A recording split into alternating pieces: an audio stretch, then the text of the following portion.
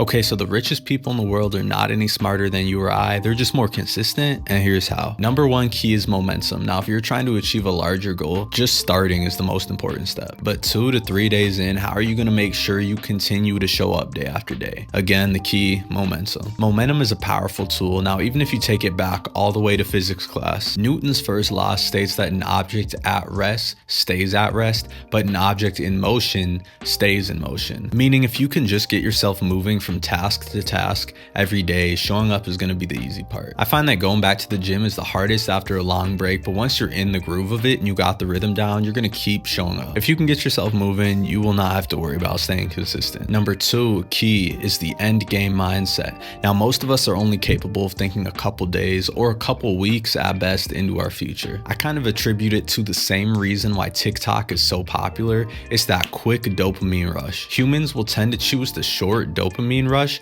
over the long-term larger goal every single time. It's like that classic adage of, would you prefer X amount of money in a large lump sum right now, or would you prefer a larger amount of money just distributed to you over a longer period of time? Studies show a lot of people are going to go with that smaller amount of money instantly. Often people are only thinking about what's hurting them today, what they would want to change today. But delayed gratification is so underrated. That's what makes millionaires and billionaires richer than we are. They are willing to endure the greater pain now for the long-term benefits later on. I mean, we all have that friend with that mindset of, oh, I'm going to spend the money right now because I'm here today. Tomorrow is not promised. And yes, to some degree that is true, but you also have to assume that you're going to be here because you probably will be. Not many people are able to set aside their bad habits to help future them, and that's a problem. Now, don't get me wrong, it's hard to stop smoking weed and cigarettes, especially when it's right in front of you. But if you aren't able to envision the future, how do you ever expect to show up for a long-term goal? And the answer is you won't, probably. Practice setting up weekly and monthly goals to help out your brain in that way. Now, to set these goals, I would start with finding a system that works for you and being realistic. How many people, when given a to-do list, want to put every single thing they have to do on it, only to be bummed out later when they can't accomplish everything? Just be realistic. That's all I'm asking. Next, prioritize and break down your goals further. Take your monthly goal, figure out what it's going to take for it to be done, break it up into steps, and then distribute those steps